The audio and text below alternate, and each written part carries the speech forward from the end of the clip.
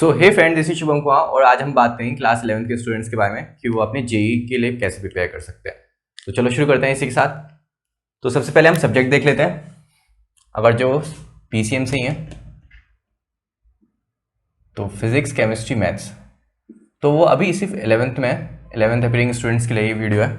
तो हमें पता है कि हमारे पास फिजिक्स भी प्रिपेयर करनी है, केमिस्ट्री भी प्रिपेयर करनी है और मैथ्स भी प्रिपेयर करना है। हमारा जो मेनली फोकस रहेगा वो पीसीएम पे रहने वाला है। इंग्लिश और जो भी आपके पास ऑप्शनल सब्जेक्ट है उन पे भी रहेगा, बट उन पे उतना ज़्यादा नहीं रहेगा क्योंकि हमें पता है कि जो मेंस है उसमें हमें ज़्यादा पीसीएम पे फोकस करना है क्योंकि बाकी सब्जेक्ट उसमें नहीं पूछे जाने वाले। ओके, लेकिन हाँ, थोड़ा सा बोर्ड्स पे भी फोकस करना है हमें। बोर्ड्स पे इतना अच्छी तरीके से फोकस करना है कि हाँ 12th में 90+ % हमारी आ जाए। ठीक है, तो दोनों ही टारगेट लेके चलना है, बोर्ड्स भी लेके चलना है और फिजिक्स, केमिस्ट्री, मैथ से जो हमें मेंस देना है वो भी। तो सबसे पहले 11th और 12th, अभी आप 11th अपियरिंग है तो 11th में आपके पास फिजिक्स करने के लिए, देन केमिस्ट्री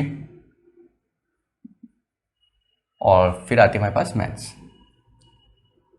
ठीक है, आपके अभी इंटरनल एग्जाम भी होंगे तो इंटरनल एग्जाम के लिए आप इंग्लिश और जो भी आपके पास 5th सब्जेक्ट है वो आप अच्छे से खुद ही प्रिपेयर कर सकते हैं।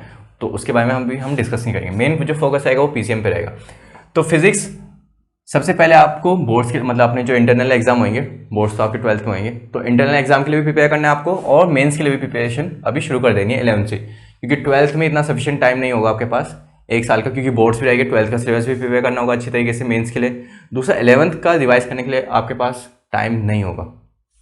ठीक है, तो इस वजह से 11th का सिलेबस अगर जो हम 11th में अच्छी तरीके से प्रिपेयर कर लेते हैं तो 12th में जो एक स्ट्रेस होता है वो काफ़ी ज़्यादा रिड्यूस हो जाता है। ठीक है, और जो टाइम हमारे पास थोड़ा बचता है उससे हम क्या कर सकते हैं, प्रीवियस ईयर जो सैम्पल पेपर्स होते हैं वो सॉल्व कर सकते हैं। ओके, ये तो हो गई बात। अब शुरू कैसे करनी है, देखो फिजिक्स के लिए सबसे पहले हमें इंटरनल एग्जाम पे भी फोकस करना है तो एनसीईआरटी सबसे अच्छी है। ओके, कॉन्सेप्ट भी क्लियर कर देती है और जो इंटरनल एग्जाम होंगे उसमें भी अच्छा स्कोर आ सकता है। ओके, स्कोर करने के लिए फिर अगर जो आपको इंटरनल एग्जाम के लिए करना है तो प्लस नोट्स भी साथ के साथ आपको प्रिपेयर करने होंगे। ठीक है, तो एनसीईआरटी से अगर जो आप थ्योरी पढ़ना चाहते हो तो एनसीईआरटी से थ्योरी पढ़ सकते हो, नहीं तो किसी रिफ्रेशर से पढ़ सकते हो। ठीक है, एचसीवी भी काफ़ी अच्छी है अगर जो आपको थ्योरी करनी है। नोट्स ज़रूर करने हैं क्योंकि आपको पता होना चाहिए कि अगर जो इंटरनल एग्जाम में प्रिपेयर करना है तो डेफिनेशंस वगैरह, डेरिवेशंस वगैरह आपको आनी चाहिए। ठीक है, अब तो वैसे भी एमसीक्यू हो चुका है। ठीक है, बट एमसीक्यू में भी आपको डेरिवेशन का पता होना चाहिए। हो सकता है कि सीधा एमसीक्यू की फॉर्म में ही आपसे डेरिवेशन का सीधा फाइनल आउटकम पूछ लिया जाए। ओके, नोट्स, देन इसके बाद आप एनसीईआरटी क्वेश्चंस तो करनी है। एनसीईआरटी करने का मतलब यही है सेम कि थ्योरीज भी कवर करनी है, उसके साथ साथ इंटेक्स क्वेश्चन और बैक साइज के क्वेश्चंस।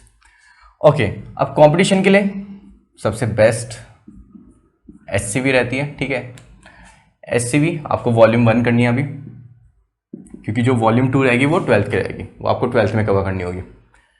तो वॉल्यूम 1 सबसे बढ़िया है। देन इसके साथ साथ अगर जो सपोज आपको लगता है कि एचसीवी चलो ठीक है काफ़ी हद तक हमारी कवर हो चुकी है या अभी हम शुरुआत कर चुके हैं, ठीक है, और उसमें काफ़ी हद तक पोर्शन कर चुके हैं और 11th में सिर्फ ये सफिशिएंट नहीं होगी, मतलब हम और भी एक्स्ट्रा बुक कर सकते हैं। ठीक है, अगर जो आप पूछना चाहें कि क्या फिजिक्स के लिए एचसीवी सफिशिएंट है, देखिए वो डिपेंड करता है आपका टारगेट क्या है।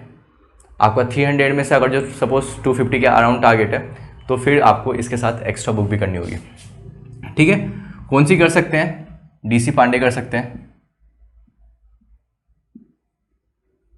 डीसी पांडे के बाद ठीक है सी एंगेज कर सकते हैं, फिजिक्स की आती है, और जेसनिक अवॉइड करना। ठीक है, जेसनिक से ज़्यादा फायदा होता नहीं है अगर जो आप ये कर चुके हैं। ठीक है, इरोडोव करनी है तो इरोडोव कर सकते हैं। ठीक है, उसके क्वेश्चन काफ़ी अच्छे होते हैं बट उस लेवल के क्वेश्चन पूछे नहीं जाते हैं, वो सिर्फ प्रैक्टिस के लिए। ओके, लेकिन सपोज अगर जो आपको 150+ ही करना है, 150 से 200 के बीच में आना है तो आपके लिए एचसीवी सफिशिएंट है।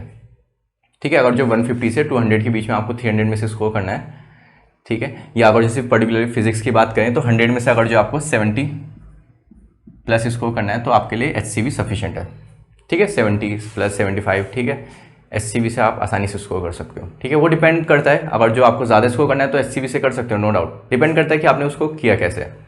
ओके, तो ये दोनों बुक सफिशिएंट है आपको काफ़ी अच्छा स्कोर दिलाने के लिए। देन इसके अलावा प्रीवियस ईयर्स, जो प्रीवियस ईयर्स क्वेश्चंस होते हैं वो ज़रूरी होते हैं, उनसे आपको एक क्वेश्चन का आइडिया मिलेगा कि किस लेवल के क्वेश्चंस हमसे पूछे जा रहे हैं। तो ये ज़रूरी है, प्रीवियस ईयर्स क्वेश्चन ज़रूर करना है, ठीक है। काफ़ी ज़्यादा अलग तरीके की बुक्स भी आती हैं, ठीक है, अलग अलग राइटर्स की आती है, जैसे अरिहंत की काफ़ी अच्छी होती हैं, ठीक है, तो उनमें सैम्पल पेपर्स होते हैं, तो आप वो प्रिपेयर कर सकते हैं, ठीक है। तो ये हो गया हमारे पास फिजिक्स के लिए। ओके, केमिस्ट्री के बाद आते हैं। देखिए, केमिस्ट्री के लिए तो सबसे बेस्ट एनसीईआरटी है, ठीक है। और एनसीईआरटी के लिए एक लाइन बोली जाती है कि रीड बिटवीन द लाइन्स, कि एनसीईआरटी में जो इन्फॉर्मेशन होती है केमिस्ट्री के लिए, ठीक है, लाइन्स के पीछे, वो आपको पता होनी चाहिए अगर जो आपको काफ़ी अच्छा स्कोर करना है, या कह सकते हैं 70+ स्कोर करना है, और जो 100 में से केमिस्ट्री में, तो रीड बिटवीन द लाइन्स आपको करना आना चाहिए। तो आपको अगर जो 100 में से 70+ स्कोर करना है, तो आपको एनसीईआरटी के बीच की जो इन्फॉर्मेशन होती है लाइन्स के बीच की, वो आपको पढ़नी आनी चाहिए या वो समझनी आनी चाहिए, ठीक है। बैक साइज क्वेश्चंस करने हैं ऑब्वियसली, अगर जो एक्स्ट्रा बुक, ठीक है। अब यहाँ पर थोड़ी अलग अलग बुक्स आ जाती हैं, ऑर्गेनिक के लिए अलग आ जाती है, ठीक है, इनऑर्गेनिक के लिए अलग आ जाती है, ठीक है, वो आप डिफर कर सकते हैं कोई से भी, ठीक है। देन अगर जो ऑर्गेनिक के लिए अगर जो पूछी जाए, तो ऑर्गेनिक के लिए वैसे काफ़ी बड़ी हो जाएगी, बट आप वेड यूज़ कर सकते हैं, ठीक है। इनऑर्गेनिक के लिए अलग अलग, या जो भी आपको सही लगे, ठीक है। बट मेरी जो पहली प्रेफरेंस है वो सिर्फ एनसीईआरटी के लिए आएगी, बाकी आप कोई सी भी रिफ्रेशर अगर जो यूज़ करना चाहते हैं तो केमिस्ट्री में यूज़ कर सकते हैं, जो भी आपके सपोज सीनियर्स हो सकते हैं या जहाँ भी आप पढ़ते हैं, जो उन्होंने रिफ़र करी हुई हो, ओके। तो वेट तब ज़रूरी है जब आपको सही में ऑर्गेनिक को समझना हो कि हर एक जो मैकेनिज़्म होता है, ठीक है, रिएक्शंस का, वो कैसे प्रोसीड होता है ऑर्गेनिक में, तो तब वेट काफ़ी अच्छी है। नहीं तो करने की ज़रूरत नहीं है, अगर जो आपको लगता है कि नहीं मुझे ज़्यादा समझना नहीं है, मुझे तो ज़्यादा अच्छा स्कोर करना है, ठीक है, उस चीज़ पर ज़्यादा फोकस है, तो वेट को करने की ज़रूरत नहीं, क्योंकि काफ़ी ज़्यादा मोटी बुक है और टाइम ले सकती है, ठीक है। आपको उतना ज़्यादा आउटपुट नहीं मिलेगा जितना आप टाइम लगा सकते हो, ठीक है। लेकिन अगर जो आपको समझनी है ऑर्गेनिक, तब बढ़िया, ओके। तो एनसीईआरटी के क्वेश्चंस बिल्कुल, और फिर पीवीएस पीवाईक्यूज ये ज़रूर करने हैं, ठीक है, दोनों के लिए। सेम अरिहंत की काफ़ी अच्छी रहेगी, तो अरिहंत भी आप प्रीफर कर सकते हैं, ओके। देन मैथ्स के लिए सबसे पहले एनसीईआरटी। अब जो 11th की एनसीईआरटी है वो उस लेवल की नहीं है कि आपको लगे कि हाँ क्वेश्चन काफ़ी अच्छे मिल सकते हैं एनसीईआरटी में। 11th की एनसीईआरटी उसका लेवल इतना नहीं है, ठीक है, मतलब बेस आपका क्लियर हो सकता है, ठीक है, जो बेसिक लेवल वाली नॉलेज है वो आपको मिल सकती है, बट उससे ज़्यादा नहीं एक्सपेक्ट कर सकते एनसीईआरटी से। तो फिर हम क्या करेंगे, तो एनसीईआरटी के अलावा फिर या तो एनसीईआरटी एग्जाम्पलर कर सकते हो,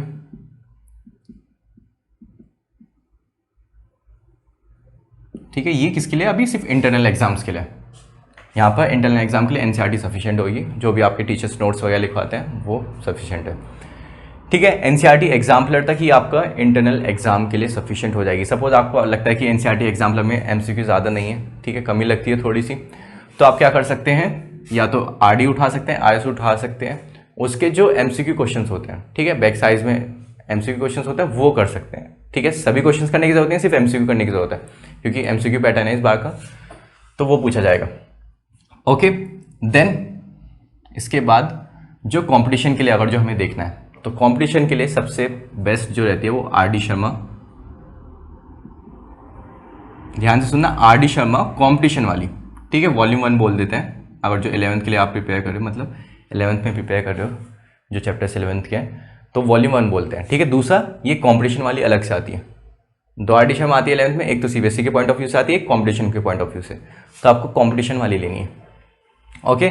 सेम अगर जो 12th में आपको करनी है, तो वो आरडी शर्मा वॉल्यूम 2 हो जाएगी, वॉल्यूम 2 हो जाएगी। तो ये सारी चीज़ें कि साथ में, अच्छा ये चीज़ भी हो सकती है कि सपोज हम यही कर लेते हैं सीधा और भी 11th में, और हम एनसीईआरटी एग्जाम्पलर ना करें, देखो बिल्कुल कोई दिक्कत नहीं है, बट मेन चीज़ क्या है, तीनों में आपको एनसीईआरटी जरूर कवर करनी है, ठीक है। ये नहीं कर सकते कि आप एनसीईआरटी भी छोड़ दो सीधा आरडी शर्मा, ठीक है, मैथ्स की। यहाँ पर सपोज यहाँ तो सिर्फ केमिस्ट्री की एनसीईआरटी करनी होगी, और यहाँ पर भी सपोज एचसी वर्मा कर लो और एनसीईआरटी छोड़ दो, ये पॉसिबल नहीं है, ठीक है, क्योंकि पैटर्न वाइज चलना आपको। सीबीएसई का अलग पैटर्न है, सीबीएसई का क्योंकि वो ज़्यादा कह सकते हैं आपको, या जो स्कूल कह सकते हो आप, उसमें ज़्यादा डेप्थ में क्वेश्चन नहीं पूछने जा रहा है, ठीक है। आपसे बेसिक पूछेगा, तो बेसिक आपको सिर्फ एनसीईआरटी से मिल जाएंगे। मेंस क्या, मेंस में लेवल अच्छा होता है सीबीएसई के कंपैरिजन में, अगर जो कंपेयर किया जाए तो काफ़ी अच्छा होता है, तो इस वजह से आपको फिर अलग बुक की ज़रूरत होती है। तो हमें पैटर्न वाइज चलना है कि जिस एग्जाम को जिस चीज़ की रिक्वायरमेंट है उसके हिसाब से प्रिपरेशन करनी है, ठीक है, वरना गड़बड़ हो जाएगी। अगर जो मेंस में सीबीएसई के लिए प्रिपरेशन कर लोगे और सीबीएसई के लिए मेंस के, तो फिर दोनों के लिए ही गड़बड़ हो जाएगी, ओके, तो अगर जो आपको सिर्फ सोच रहे हो कि नहीं एक कुछ ऐसी बुक्स बताइए जिससे मेंस के लिए भी प्रिपरेशन हो जाए और जो सीबीएसई हमारा 11th क्लास के लिए उसकी भी प्रिपरेशन हो जाए, तो तीनों के लिए पहले एटलीस्ट एनसीईआरटी मस्ट है, फिर उसके बाद आप सीधा एचसीवी पे आ सकते हो, कोई दिक्कत नहीं है। ठीक है, एचसीवी पे आ सकते हो। ठीक है, और नोट्स की ज़रूरत है, डेरिवेशन आपको आनी चाहिए। ठीक है, एनसीईआरटी का मतलब कि सारी डेरिवेशंस वगैरह जो बुक में होती है वो आपको आनी चाहिए। ठीक है, एक्स्ट्रा करने की ज़रूरत है। लेकिन आपको लगता है कि नहीं सीबीएसई में काफ़ी ज़्यादा अच्छा स्कोर करना है और मेंस भी क्लियर करना है, क्योंकि 12th में बोर्ड्स का अगर जो बोर्ड्स के लिए काफ़ी ज़्यादा अच्छी प्रिपरेशन होनी चाहिए, उसके लिए 11th का जो बेस है वो काफ़ी ज़्यादा स्ट्रॉन्ग होना चाहिए। देन फिर आपको फिर सेम पैटर्न फॉलो करना होगा, एनसीईआरटी फिर नोट्स वगैरह, ठीक है, क्वेश्चंस वगैरह, और फिर सभी सेम तीनों चीज़ों में करना होगा। ठीक है, फिजिक्स में भी, केमिस्ट्री में, मैथ्स में भी।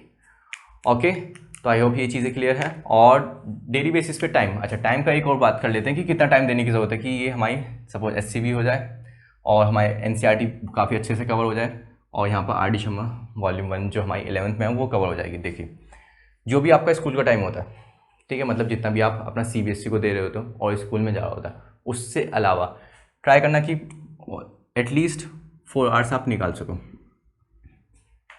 ठीक है, तब जाके आप मेंस में मान सकते हो 150 प्लस स्कोर कर पाओगे। ठीक है, एटलीस्ट अभी से आपको 4 घंटे अलग निकालने ही पड़ेंगे। जेई की जो डिमांड है वो एटलीस्ट 4 आवर्स की अभी से है, एटलीस्ट कह रहा हूँ मैं। ठीक है, 4 to 6 आराम से ये एवरेज होना चाहिए, लेकिन अभी एटलीस्ट 4 आवर्स, अगर जो आप स्टार्ट कर रहे हो तो एटलीस्ट 4 आवर्स की काफ़ी ज़्यादा ज़रूरत है। ध्यान रखना ये तुम्हारी कोचिंग से अलग है, स्कूल से अलग है। ठीक है, और अगर जो तुम्हारी कोई ट्यूशन क्लासेस होती हैं उनसे अलावा एटलीस्ट 4 आवर्स। ठीक है, ये मतलब सेल्फ स्टडी वाला टाइम है जो आप खुद प्रिपेयर करोगे। ओके, तो ट्राई करना कि इतना निकाल सकें, जितने भी आपका कोचिंग का टाइम होता है ना, ट्राई कीजिए कि 1.5 टाइम्स ज़्यादा कर सकें। ठीक है, 1.5 टाइम्स ज़्यादा या 1.5x लिख सकते हो। ठीक है, उतना टाइम आप निकाल सको। सपोज आपकी जो क्लासेस है वो 3 घंटे की है, ठीक है, तो उसका 1.5 कितना हो जाएगा, 4.5 आवर्स। तो उतना आपको सेल्फ स्टडी करनी है। ठीक है, 1.5 से 2 के बीच में आपको इतने टाइम सेल्फ स्टडी करनी होती है। ओके, तो चलो इसी के साथ इस वीडियो को ख़त्म करते हैं और अगली वीडियो में मिलते हैं। जय हिंद।